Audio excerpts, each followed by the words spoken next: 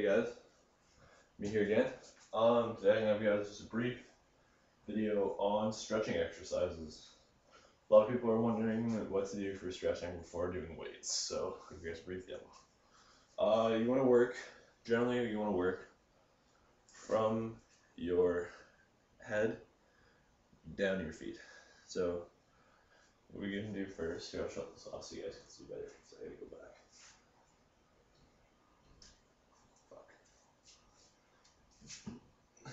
There you go. Oh yeah, you guys can do fine there. So, what we're going to do first is back here, so you do head. What you want to do for head?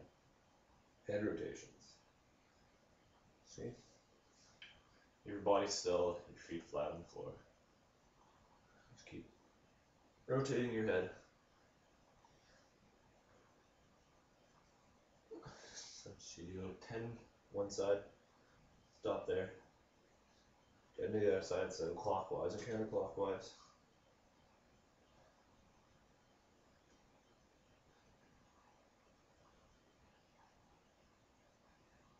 Alright. Then what you do is you want to go down, so that wrist your neck generally, so below your neck, your shoulders. What of course have you always done for shoulders? Since you're probably in like grade 4 or 5 for gym, at least I have anyways, is circles. So if you go hands flat, note my hands, palms are down. So your palms down, little circles, just about 10 of those, bigger a little bit, bigger, and then biggest. You go back out here, palms up, 10 backwards, and bigger, bigger,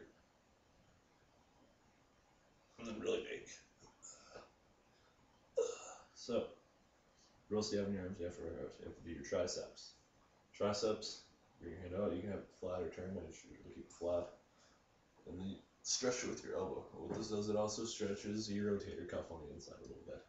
So, and that's an important stretch because you'll blow that easily doing weights. One thing you'll notice, my hand is either behind stretching or in front of my elbow. Never put your hand on your elbow. That's just bad for your elbow. Some people feel a bigger stretch in front. Some people get a bigger stretch from behind. I personally do it in front.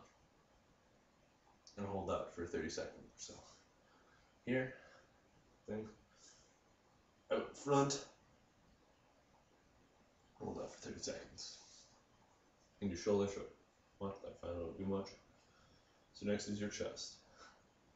Your chest, what you want to do is, if you have a board, it's basically what you're doing when you're doing flies. You're out.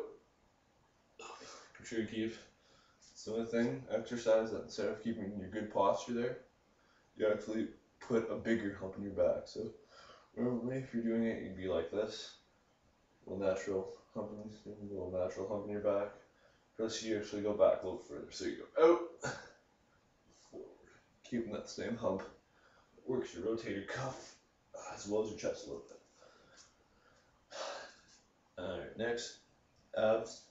Abs don't really work out if you want. You can do a couple little sit-ups to twist to the side. I'm not 100% to do those. Next thing is torso circles. So you put your hands on your waist, hips, whatever you want. You go down to one side and up. So then down, up. You guys from the side here. That's, and then down.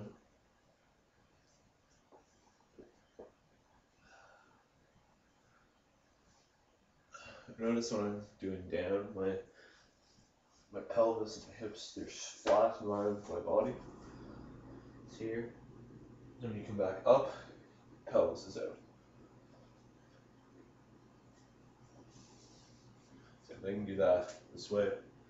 Same thing, clockwise, counterclockwise. Next thing, your thighs and your knees. Most importantly, your knees. You do.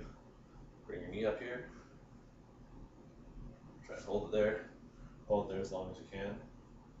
And what some people do the secondary movement. They'll do from behind here, one hand, keep your knees together. Whatever you do this, keep sure you keep your knees together, pull it your foot back so you feel burden your thigh. So we can do that like I was doing with one hand. So we'll do the opposite hand. If I really doesn't make a difference. Make sure though, when you're doing it, you're not bent. Your knees aren't bent all the way down. You're not hopping around trying to keep your balance. You want to be. Of course, I screwed myself up there. You want to be straight. If you can't do that, do what we do. I'll hold the beer, hold the pot, whatever. Holding it there. Hold your belly button. It's retarded, but it somehow helps. And so, what people do, flat back and up in front. So it also stretches out the inside of your groin muscle when you bring it up in front. Stretching your knee, it stretches the inside of your groin muscle and your hips in there. That one's a lot harder to keep balance on.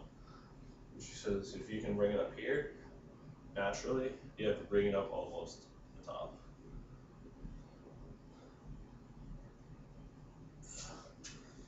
So when you work your groin muscle doing that, you actually help stabilize yourself.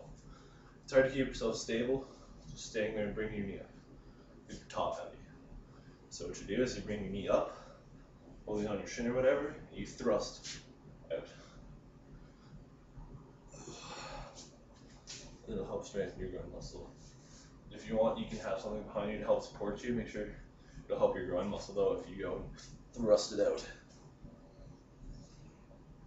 Now, I was going to show you this, but what we did for rugby is we did the doggy stretch. Oh yes, the doggy stretch. What it is basically, you flat your hands and knees here, and make sure your pants are up, or your shorts or whatever are on the ground. So you slowly keep your feet touching in the back, slowly spread out like that, down. Come back up, and you put your feet parallel with your legs. So you go a little bit further. And down. It works, as I said before, it works the inside here. It works your pelvis, not your pelvis, your groin muscle, sorry. And back up. And finally, ankles, you can do.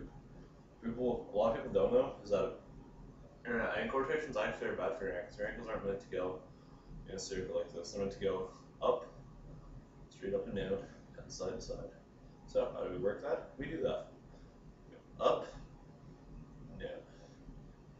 So I would say do 10 each, so 10 ups and 10 downs. Up, down, up, down, up, down. For each 10 of those, 10 each side. So 1, 1, 2, 2, 3, 3, etc. Same thing with your other foot. 10 up downs, 10 up downs. And then you're ready to start your workout. Alright guys, hope this has been helpful for you. As I said, keep it up, have a good day, and remember to rate, comment, and subscribe.